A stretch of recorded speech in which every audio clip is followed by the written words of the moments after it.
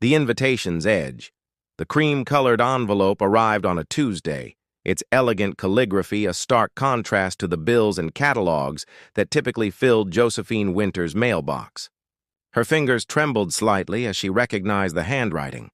Nathan's mother had always been meticulous about such things. The invitation inside confirmed her suspicions. Nathan Hargrove, the man who had promised her forever before walking away, was getting married. Ridiculous, muttered Josie, tossing the invitation onto the counter of her small bookshop. Between the lines. She tucked a strand of chestnut hair behind her ear and tried to focus on arranging the new shipment of mystery novels. Yet her eyes kept drifting back to the envelope. The bell above the door chimed, announcing her best friend Olivia's arrival with 2 coffee cups in hand. "You look like you've seen a ghost," Olivia said, placing a cappuccino beside Josie. Her gaze fell on the invitation. "Oh no, is that what I think it is?" Josie nodded. "Nathan and Vanessa's engagement party. Next Saturday at the Orchid Ballroom." "You're not actually considering going, are you?" Olivia's voice rose in pitch. "The man dumped you after 7 years together, then started dating Vanessa, your former friend, 3 weeks later." "I know the timeline, Liv," Josie sighed, straightening a stack of bookmarks. "I lived it. Then you know this invitation isn't a peace offering. It's Vanessa's way of showing off her victory." Josie ran her finger along the edge of the invitation. "Maybe I should go. Show them I've moved on too, have you?" Olivia challenged gently. The truth hung between them. 8 months had passed since Nathan had declared they were growing in different directions, his direction apparently leading straight to Vanessa Porter, the glamorous interior designer who had once been part of their social circle. Josie had retreated into her bookshop, finding solace among the stories she'd always loved. "I can't hide forever," Josie finally said. "Besides, half our old friends will be there. I'd like to see them." The next few days passed in a blur of inventory logs and customer recommendations. But the invitation remained in Josie's thoughts. On Thursday afternoon, a tall stranger entered the shop, bringing with him the scent of autumn and expensive cologne. "I need a book for a 10-year-old who thinks she's 30, he said, his voice deep and warm. "My niece," he added with a small smile that transformed his serious face. Something about his quiet presence put Josie at ease. "I might have just the thing," she replied, leading him to the children's section. "What is she like?" "Everything. Science, art, adventure. She's fearless." Josie pulled out a beautifully illustrated book about a young girl who builds a laboratory in her treehouse. "This just came in. The protagonist reminds me of how you described your niece." The man took the book, his fingers briefly brushing hers. "Perfect," he said after flipping through a few pages. "You have good intuition." "Just years of matching readers with their stories," Josie replied with a modest shrug.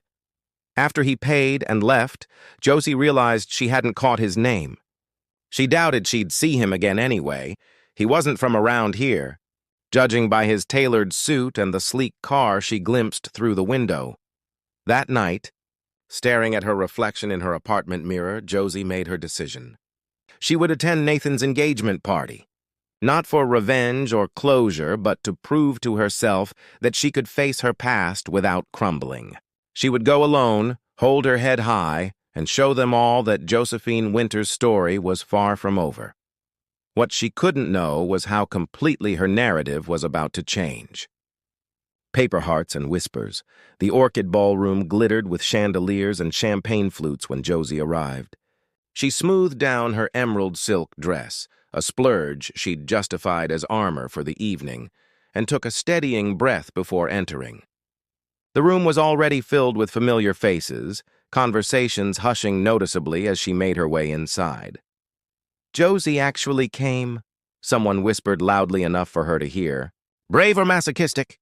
She lifted her chin and accepted a glass of champagne from a passing server, scanning the room. Nathan stood near the center, his arm around Vanessa's waist. His ex-quarterback build and golden boy charm hadn't changed, but something in his expression had, a certain smugness that Josie had been blind to during their years together.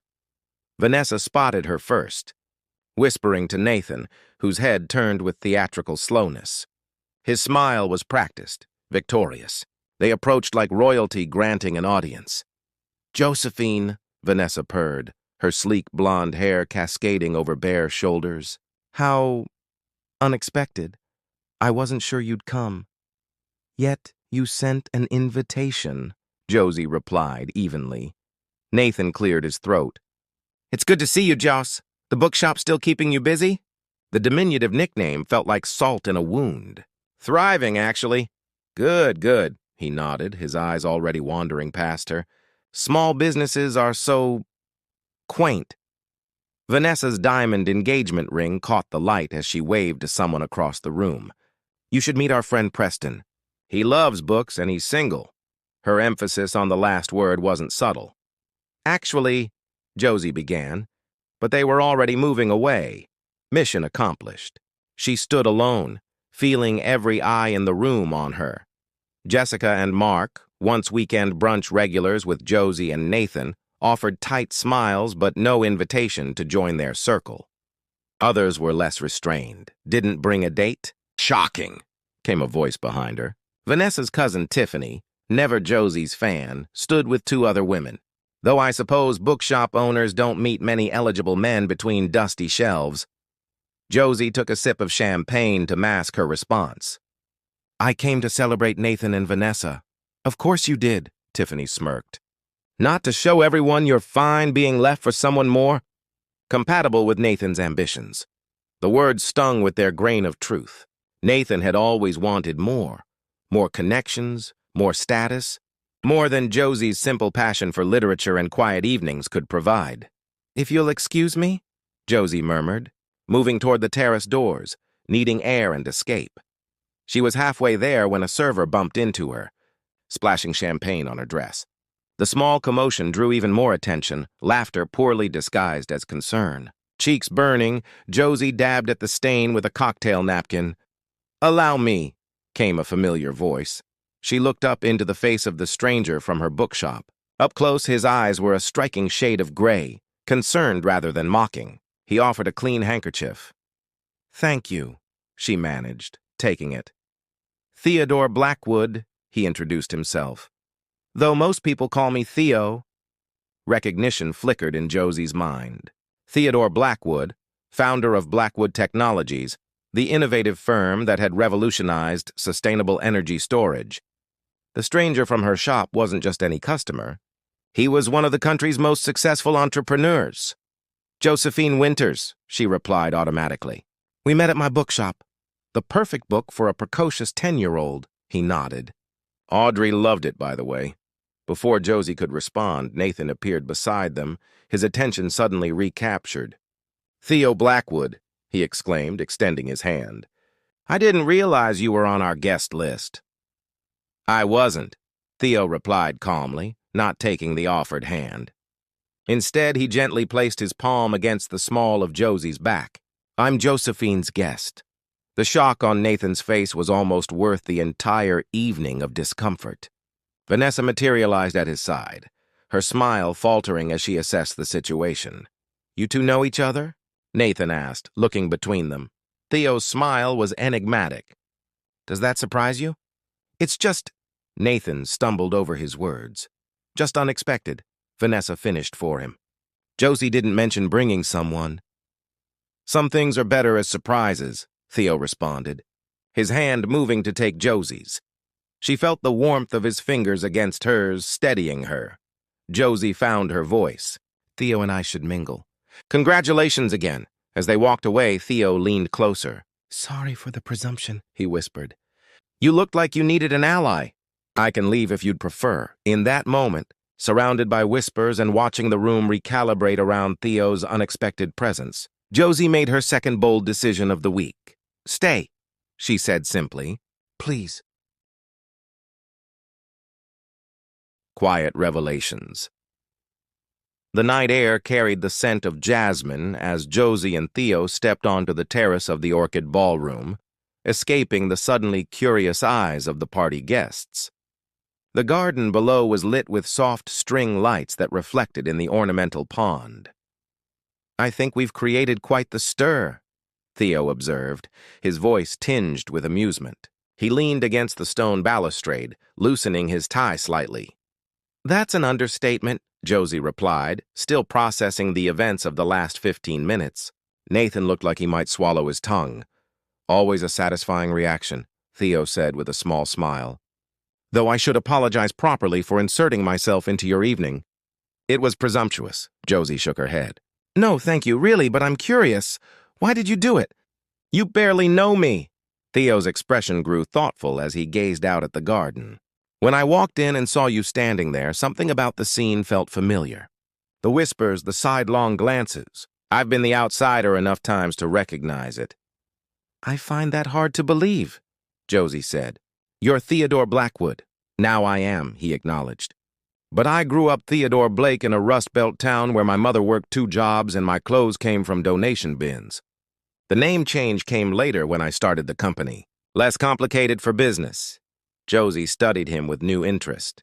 "So the billionaire tech mogul is a carefully crafted persona?" "Not crafted, evolved. Just like the shy bookshop owner probably doesn't capture all of who you are." He turned to face her directly. "For instance, it doesn't reveal your excellent taste in children's literature or your ability to stand tall in a room designed to diminish you." His observation warmed something in Josie's chest. "The book was a lucky guess. Your niece sounds remarkable." "She is," he nodded. "Audrey's mother, my sister, died 3 years ago. I've been trying to be present for her, which isn't always easy with my schedule." The personal revelation surprised Josie. "Is that why you were so intent on finding the right book?" "Partly," Theo admitted. "Books were my escape as a child. I want them to be her anchor." Inside, the party continued without them. Through the glass doors, Josie could see Nathan watching them, his expression a mixture of confusion and calculation. "We should probably go back in," she suggested reluctantly. "Or I could simply leave." "You've already rescued my dignity. There's no need to endure the rest of the evening." "Do you want to leave?" Theo asked. Josie considered the question honestly. "Yes, but not because I'm running away. I came to prove something to myself, and I have. The rest feels unnecessary." Theo checked his watch. "In that case, would you consider having dinner with me? There's a place not far from here that makes incredible risotto, and I find myself unexpectedly hungry for real conversation." The spontaneity of the invitation matched the surreal quality of the evening. Logic suggested caution. He was essentially a stranger, regardless of his timely intervention. Yet something about Theodore Blackwood felt genuine in a way the polished environment inside did not. "Yes," she decided. "I'd like that." They slipped away without formal goodbyes, Josie feeling a strange lightness as they left the Orchid Ballroom behind. Theo's driver brought around a discreet black car, and soon they were navigating the city streets toward a small Italian restaurant tucked between a florist and a vintage record store. "Vincenzo's," Theo explained as they were led to a quiet corner table. "I found it by accident during a particularly tedious conference week. The owner doesn't care who I am, just whether I appreciate his food." As if summoned by the mention, an elderly man with salt and pepper hair appeared, greeting Theo warmly before turning curious eyes to Josie. "You bring a date finally," he declared approvingly. "I will make something special. Vincenzo, this is Josephine Winters," Theo introduced. "She owns Between the Lines Bookshop." The old man's eyes lit up. "The beautiful store on Maple Street? My granddaughter loves this place. You recommended a novel about Italy that made her cry with happiness." Josie smiled, remembering the enthusiastic teenager who had been planning a trip to Florence. "Elena, how was her journey?" "Magnificent. She studies art history now because of this trip and perhaps because of your books." Vincenzo patted her hand. "You are good people. I bring you my best wine." After he bustled away, Theo raised an eyebrow. "It seems I'm not the only one affected by your book recommendations." "It's the best part of my job," Josie admitted. Connecting people with stories that might change them, even in small ways. Their conversation flowed naturally from there, about books they'd loved, places they'd visited, and the peculiar paths that had led them to their current lives. Theo described his early struggles to fund his battery technology research, and Josie shared how she'd purchased the bookshop after her parents' death, using the insurance money to preserve the place that had been her childhood sanctuary. So the bookstore is more than a business to you, Theo observed. It's home, Josie nodded. Even when everything else changed, when Nathan decided I wasn't enough, the shop remained constant. Nathan sounds like a man who confuses value with price, Theo said quietly.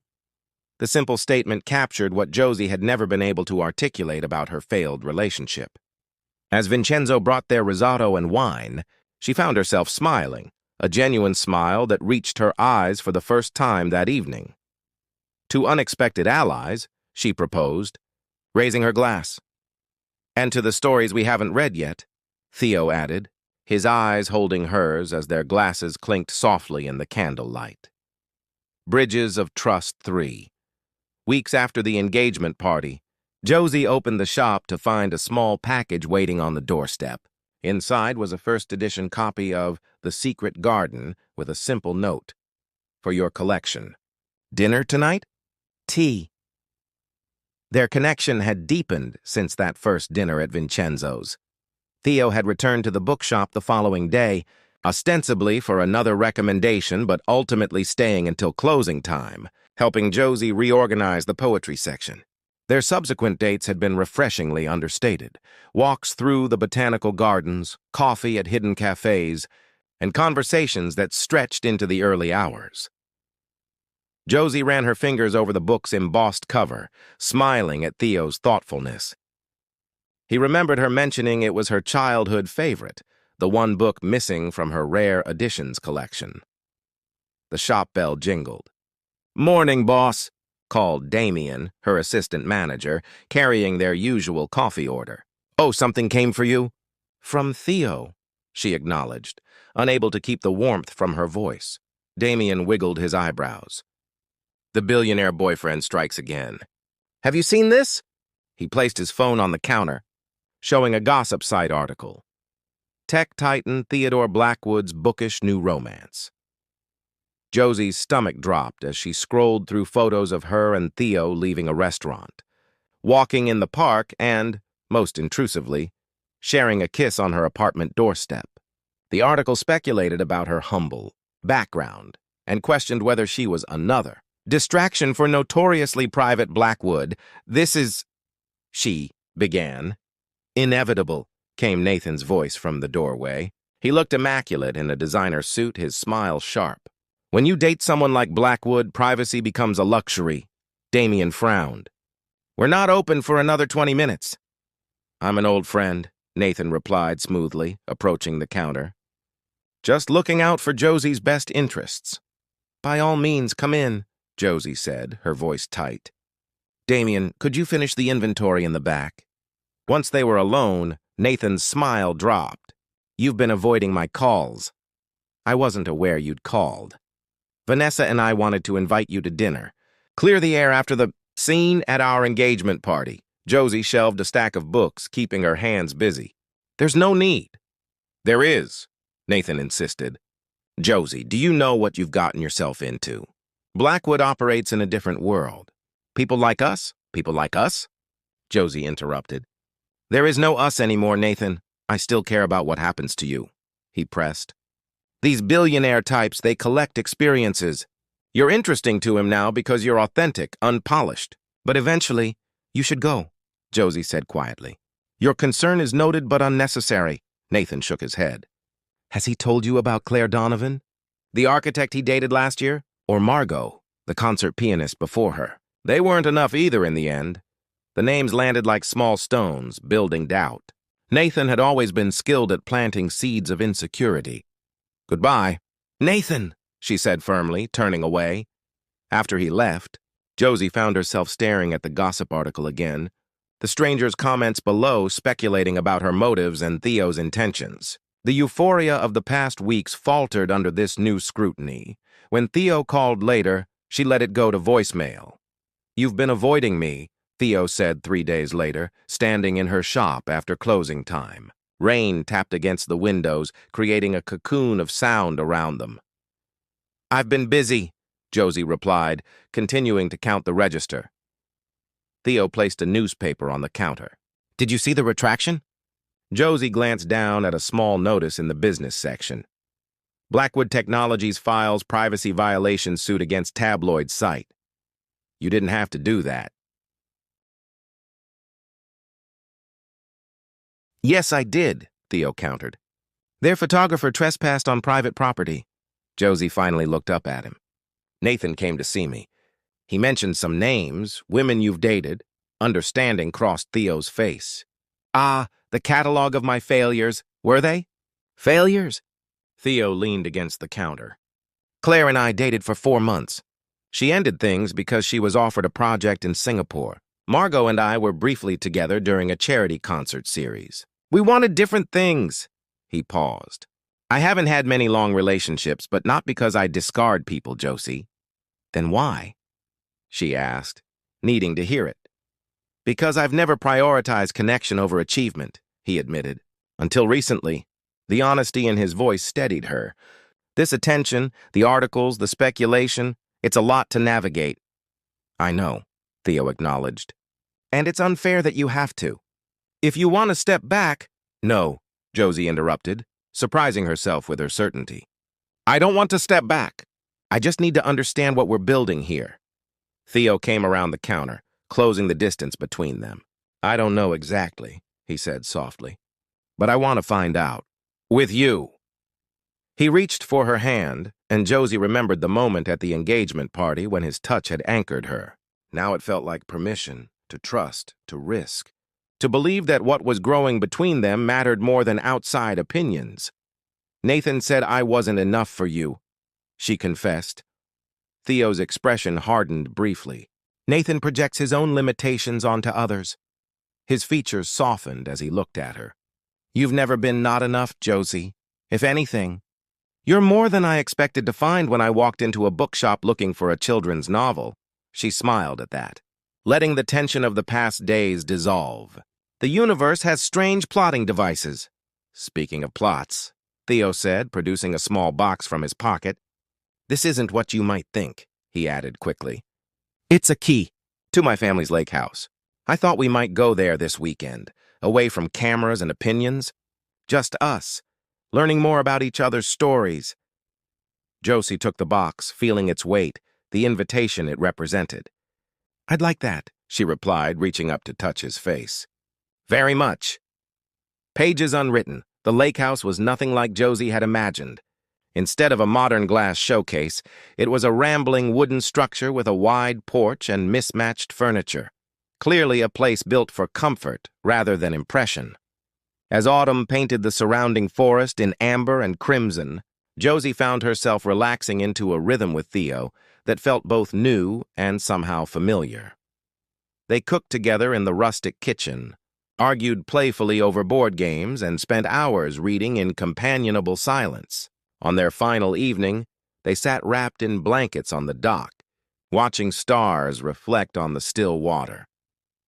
I've been thinking about expanding the bookshop, Josie said, her head resting on Theo's shoulder. Opening a small cafe inside, hosting more community events. Sounds perfect, Theo replied. Between the lines is special. It should reach more people. It would require investment, she continued cautiously. I've been looking into small business loans. Theo shifted to face her. You know I know, she interrupted gently. But I need to do this my way, build it myself. He studied her expression, then nodded. I understand. Independence matters to you. It does, she confirmed. But so does this, us. I'm trying to reconcile those truths. They're not contradictory, Theo pointed out. Strong connections don't require dependency, Josie smiled. When did you get so wise about relationships? Recent education, he quipped, kissing her temple. 6 months later, the expanded Between the Lines celebrated its grand reopening. The new cafe area bustled with customers, and the children's section, now an enchanted nook with a reading tree, echoed with delighted voices. Josie moved through the space, greeting regulars and newcomers alike. You did it, Damien said proudly, bringing her a coffee. And without a certain billionaire's checkbook, Josie laughed. Though he did connect me with that small business grant program. Acceptable assistance, Damien conceded. Speaking of your better half, he's been in deep conversation with your contractor for an hour. Josie followed his gaze to where Theo and Marcus stood examining building plans. Over the months, Theo had become a fixture at the shop, often working quietly on his laptop while Josie handled customers. Their relationship had deepened away from public scrutiny, building on mutual respect and shared values rather than the dramatic beginning that had caught media attention. The bell chimed, and Josie turned to see an unexpected visitor, Vanessa without Nathan, looking somewhat hesitant. "Congratulations," Vanessa said, glancing around the transformed space. "It's beautiful." "Thank you," Josie replied, genuinely surprised. "Can I help you find something?" Vanessa shook her head. "Actually, I came to apologize. For the invitation, for how things happened with Nathan." She twisted her wedding ring. "I thought I was getting a perfect life. Turns out, perfection is exhausting to maintain." The confession was unexpected, but Josie felt no satisfaction in Vanessa's obvious unhappiness. "I hope you find what makes you happy, Vanessa." "Not what you think should make you happy." After Vanessa left, Theo approached, slipping his arm around Josie's waist. "Everything okay?" "Just an overdue conversation," she explained. "What were you and Marcus discussing so intently?" Theo hesitated. "A project I've been considering. The building next door is for sale. I thought it might make a good location for a Blackwood Foundation literacy center." "Next door?" Josie repeated, surprised. "Too close?" he asked, suddenly uncertain. "I don't want to overshadow what you've built here." Josie considered the possibility. Their professional worlds intersecting but not merging, complementary rather than competitive. "No," she decided. "Not too close." "It sounds perfect." Later that evening, after the celebration wound down, they walked to the small park across from the bookshop. The bench where they often shared lunch had been their unofficial spot for 6 months. "I have something for you," Theo said, producing a small velvet box. Josie's heart quickened as he opened it, revealing not a ring but an antique key. "It's to my house," he explained. "Not for moving in, at least not yet, but for coming and going as you please. For building more overlapping chapters while we each continue our own stories." Josie took the key, understanding its significance. They were writing something unique together, a love story that honored independence while celebrating connection. Not a fairy tale with a billionaire rescuing a damsel, but a partnership between equals who had found each other when they weren't looking.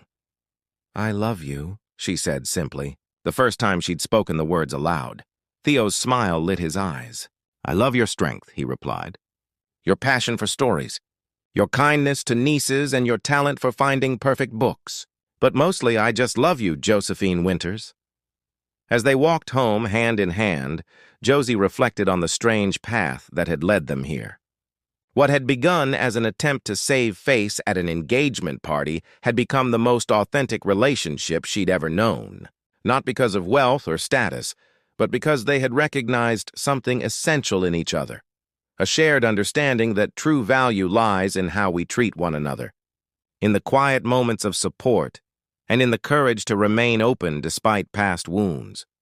Their story was still being written, each page revealing new possibilities. And unlike the fairy tales on her bookshop shelves, the ending remained gloriously unfinished. Not happily ever after, but happily still becoming.